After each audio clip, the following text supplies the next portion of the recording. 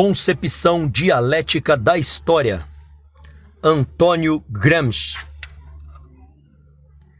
Leitura de orelha. O problema da liberdade como problema de todos os homens.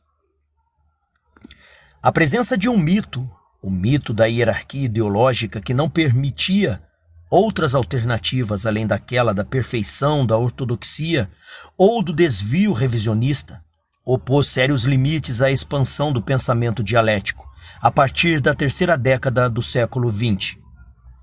Os que não se colocavam num dos dois polos, no altar da glória ou no pó da traição, eram praticamente excluídos do terreno da circulação de ideias. Homens como Plekhanov, Labriola e Mehring foram relegados a um plano secundário. Suas obras, assim como a de muitos outros, Kautsky, por exemplo, eram simplesmente rejeitadas e ignoradas, ou então aceitas em pequenas doses. Seus nomes, na maioria dos casos, reduziam-se a simples valor episódico. Mas houve a destruição do mito, e aqueles homens paulatinamente voltaram a ocupar o lugar que lhes competia entre os filósofos e pensadores de uma das mais importantes correntes do pensamento moderno. Desde logo, avultou entre eles a figura de Antônio Gramsci, intelectual italiano, vítima do fascismo. Seu pensamento original adquiriu novas luzes, assumindo maior relevo a particularidade da sua formação de pensador, ligado à realidade de seu país e empenhado em descobrir, na tradição nacional, os aspectos positivos que impulsionassem a classe à qual dedicar a sua vida, a assumir a função dirigente que o processo histórico-social lhe confere. Nos seus escritos de cárcere, que vieram à luz pela primeira vez na Itália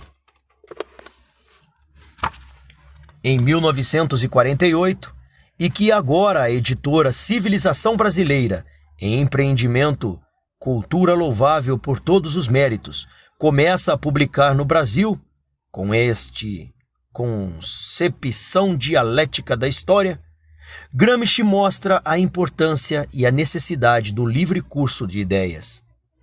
Polemizando em todas as direções, jamais considera a posição do adversário um simples alvo contra o qual se deva concentrar o fogo dos argumentos contrários. Como jamais revela uma forma qualquer de tolerância passiva, de conciliação com qualquer tendência ou ideia contrária aos seus princípios.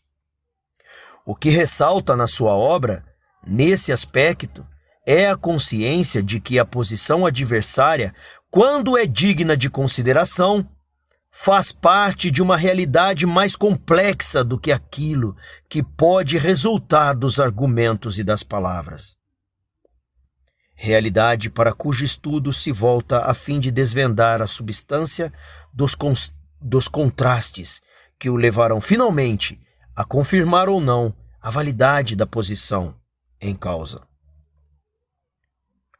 Profundamente ligado ao problema do seu tempo, Gramsci foi também homem de ação. Nele, o pensador, o político prático, o intelectual fundem-se numa só unidade.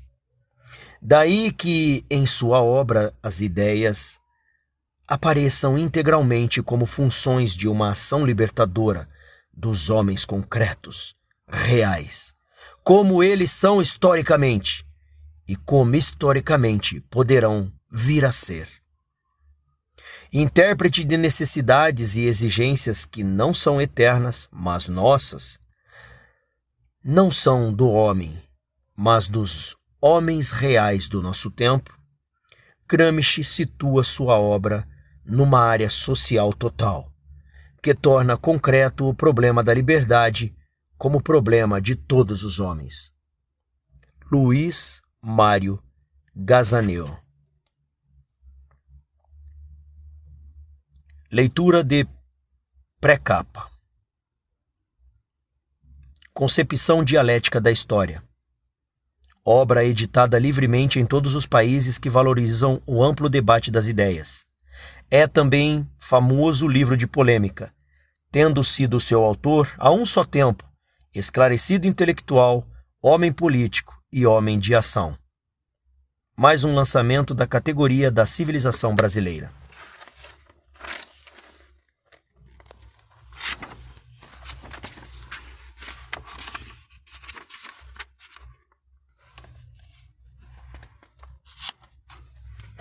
Pessoal, deem like no canal.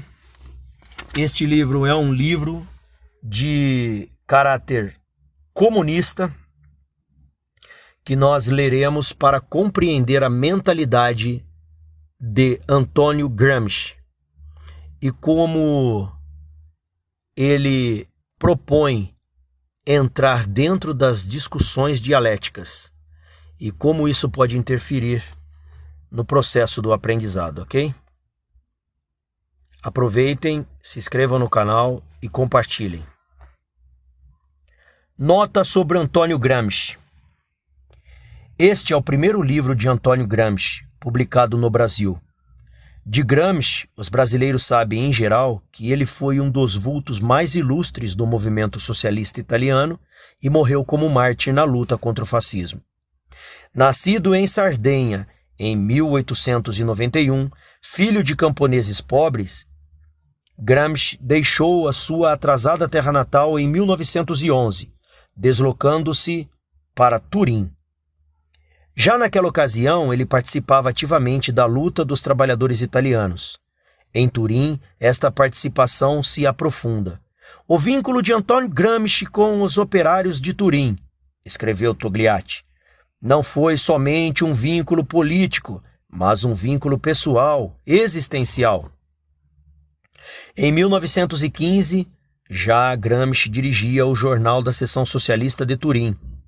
A Guerra Europeia de 1914 a 18 coloca os dirigentes no movimento operário em face de opções decisivas: aderir à guerra ou opor-se a ela. Gramsci assume a segunda posição e combate as provocações dos belicistas. Recusa-se a reconhecer o direito de negocistas e politiqueiros transformarem os trabalhadores italianos em carne para canhão. Em agosto de 1917, os operários de Turim se insurgiram e pegaram em armas para defender o militarismo italiano, mas foram derrotados pela repressão, com cerca de 500 mortos e mais de 2.000 feridos.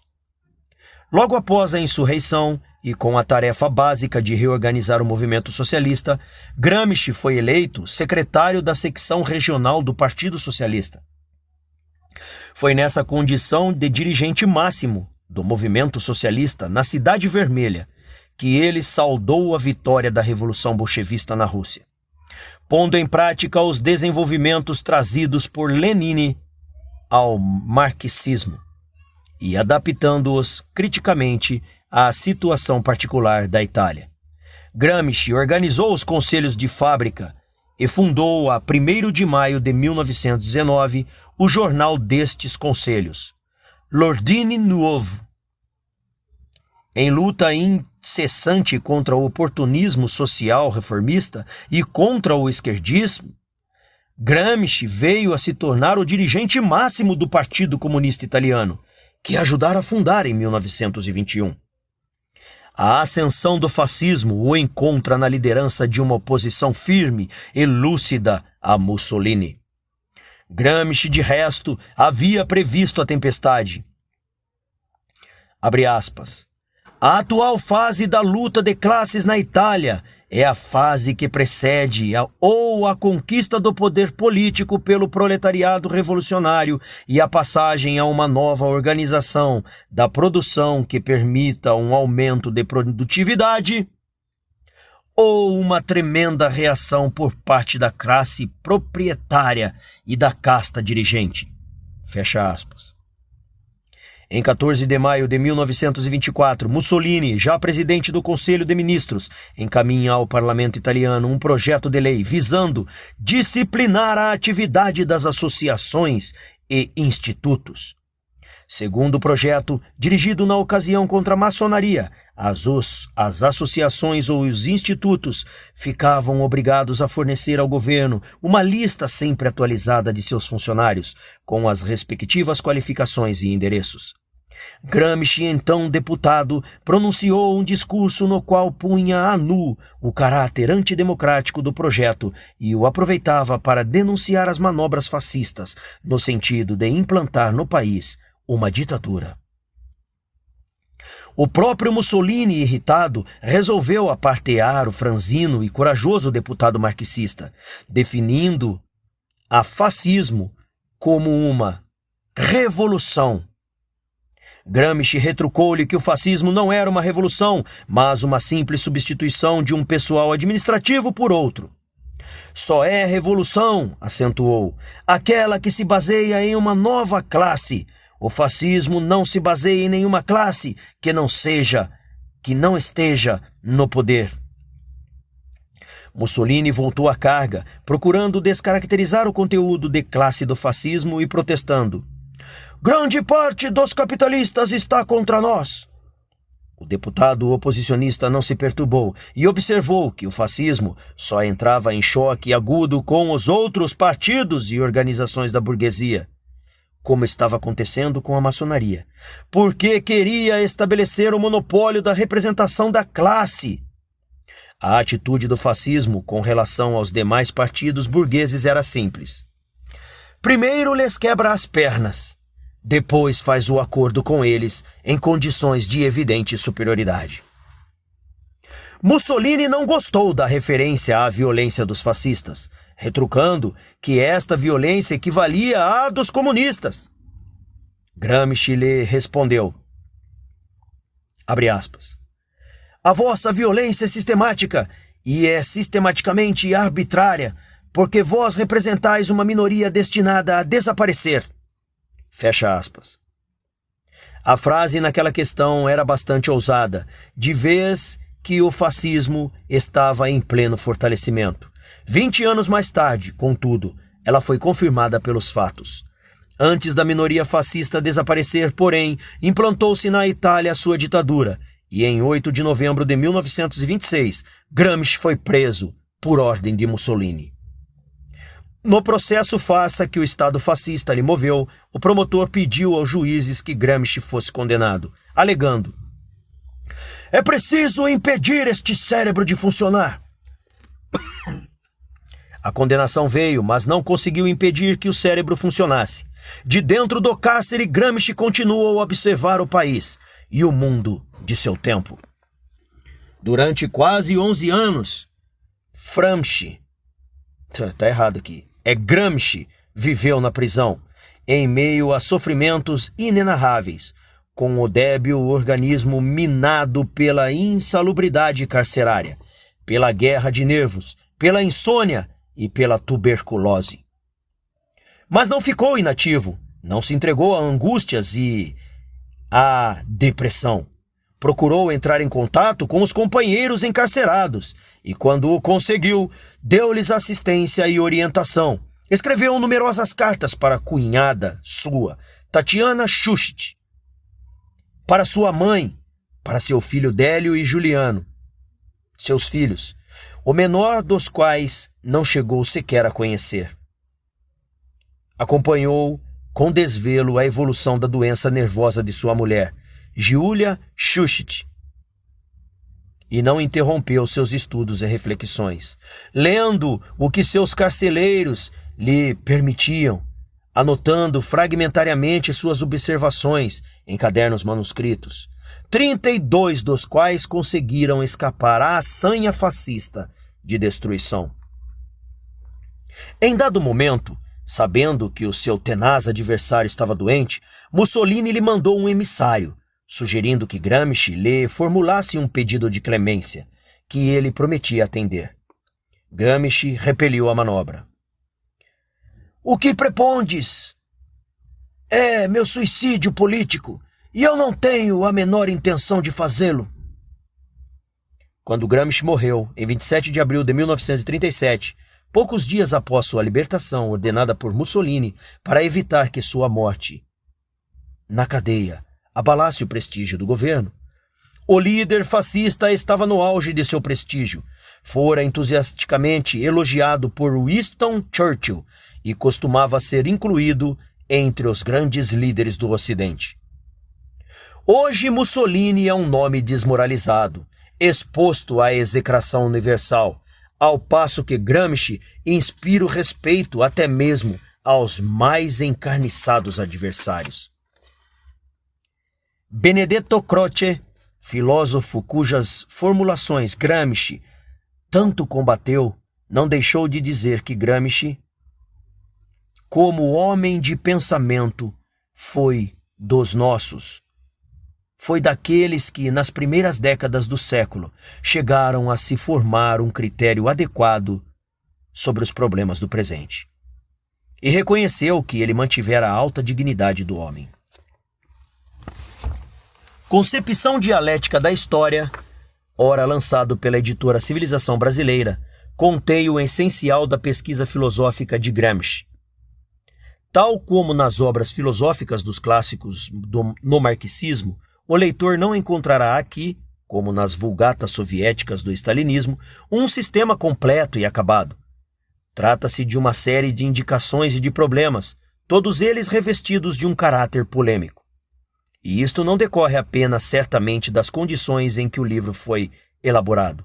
O próprio Gramsci insiste em que o marxismo ainda está no período da sua formação, da luta pela hegemonia cultural e política, sendo prematuro qualquer esforço no sentido de dar-lhe uma forma sistemática definitiva.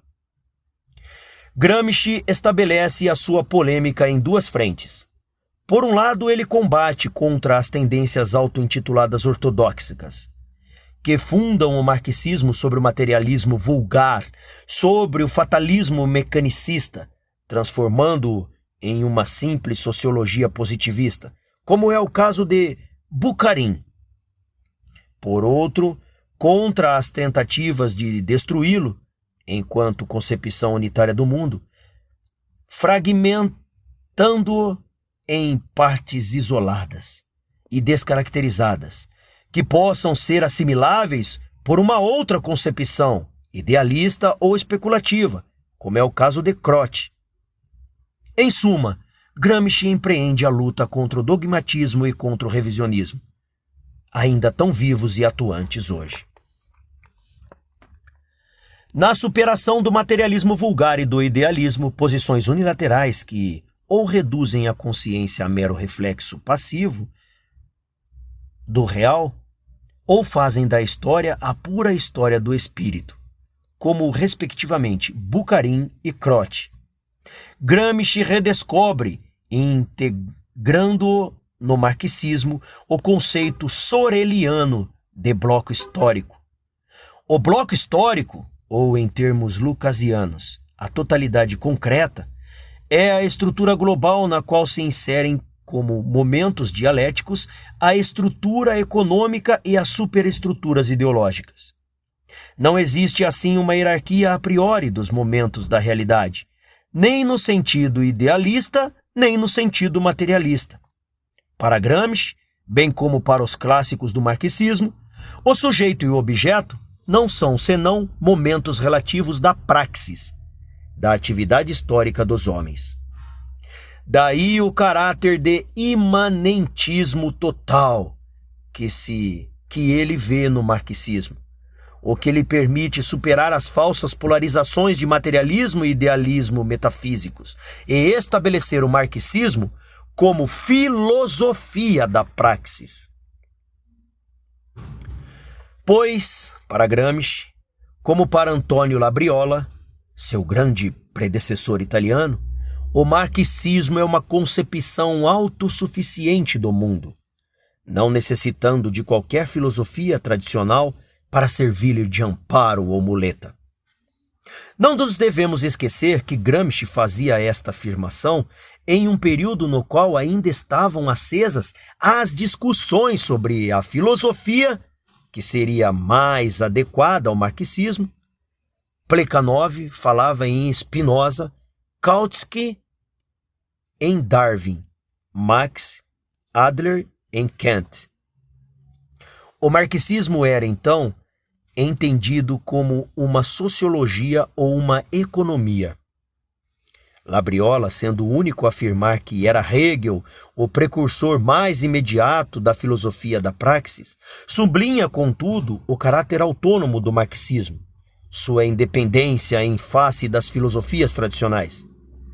Gramsci, seguindo a trilha de Labriola, não pretende interpretar esta afirmação no sentido de que o marxismo seria uma concepção absolutamente original.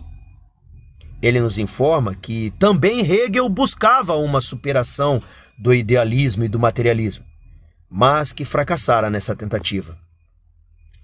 Desenvolvendo a herança do pensador alemão, ao superar a especulação idealista pela praxe histórico-concreta, o marxismo se liberta dos elementos de metafísica ainda existentes na filosofia clássica alemã, afirmando-se como humanismo absoluto, como historicismo integral, como concepção verdadeiramente dialética do homem e da história. Ao que nos parece, foi Gramsci quem melhor definiu o verdadeiro caráter da filosofia marxista. Mas o marxismo não é apenas um movimento do pensamento, limitado a pequenos grupos intelectuais. Ele é a filosofia da classe operária, a ideologia que organiza esta classe para a conquista e exercício da hegemonia. Em outras palavras, como nos diz Gramsci, o marxismo é uma religião. No especialíssimo sentido crotiano da palavra. Isto é, uma concepção atuante do mundo, com uma moral que lhe é adequada. Organizar a vontade coletiva, que concretiza esta moral através da subversão da praxe, é tarefa política do marxismo. Nesse ponto, o pensamento de Gramsci se encontra com o de Lenin, que aquela considera o maior teórico moderno da filosofia da praxis. Nas notas sobre Maquiavel, de próxima publicação por esta editora, Gramsci desenvolve a teoria da vontade coletiva, apenas esboçadas em concepção dialética da história. Ele define o partido, o moderno príncipe, o novo imperativo categórico, como organizador e condutor desta vontade coletiva, feita a ação revolucionária no sentido da hegemonia política, econômica e cultural, com vistas à reunificação da humanidade. Também aqui Gramsci abre uma polêmica, simultaneamente contra o voluntarismo soreliano, que desprezava as condições objetivas, e contra o fatalismo mecanicista, que conduzia à passividade, à sufocação do elemento criador ou ao mero reformismo estreito. O partido, de fato, o fator subjetivo consciente e organizado é o condutor da vontade popular. Contudo, ele não esquece e não substitui essa vontade, que depende das condições históricas, pelos mitos ou pelas palavras de ordens, vazias de conteúdo. Mais uma vez, como no caso dos problemas gerais da filosofia, a atualidade de Gramsci é evidente. Renovação radical da sociedade e da história. O marxismo se identifica em Gramsci com a fundação de uma nova cultural. Nesse sentido, ele deve sintetizar dialeticamente a profundidade intelectual do Renascimento com o caráter popular e de massa da Reforma. Deve unificar toda a humanidade em uma síntese superior de cultura. Nesta unificação, que permite a formação de uma subjetividade universal orgânica, equiparada por Gramsci à objetividade histórico-concreta, reside a superação do pensamento ideológico e das condições antagônicas. O socialismo é, assim, para Gramsci, a fundação não só de uma economia planificada e socializada, mas de uma nova cultura, de uma comunidade humana real e autêntica. A obra de Gramsci é um poderoso instrumento na luta por essa sociedade. Apesar de fragmentárias, apesar de redigidas sem obediência a um plano pré-concebido e sem amplitude nas fontes bibliográficas, as anotações constantes dos cadernos do cárcere constituem não só um dos documentos mais preciosos da literatura marxista, como a expressão das reflexões filosóficas mais fecundas de nosso tempo. A publicação pelo editor Einaudi das Cartas do Cárcere e do Cadernos, 2 Materialismo Histórico e la Filosofia di Benedetto Croce, gli Intellettuali e Primeira Organizzazione della Cultura, Risorto e Presente, Risorgimento, Letteratura e Vita Nazionale, Note sul Machiavelli, Passato e Presente, bem como de sua colaboração em periódicos políticos. Scritti giovanili, Sotto la Mole, L'Ordine Nuovo. Acarretou uma poderosa influência do pensamento gramsciano sobre toda a produção cultural da Itália contemporânea. Desde o cinema, Visconti, e a crítica cinematográfica, Aristarco, até a poesia, Pasolini, e a crítica literária, Salinari. Mas a influência de Gramsci não se limita à Itália. Suas concepções marxistas, originais, profundas e ousadas, começam a ser cada vez mais discutidas por toda parte, rompendo o boicote que o stalinismo lhes impusera, na França, na União Soviética, na Alemanha, no Chile, em Cuba, no Brasil. Gramsci influencia todos aqueles que lutam por uma renovação democrática e humanista da cultura e da sociedade. O livro ora lançado por esta editora, e ao qual se seguirão as demais obras de Gramsci, assinala, ao nosso ver, um marco na história editorial do país. Carlos Nelson Coutinho e Leandro Conder.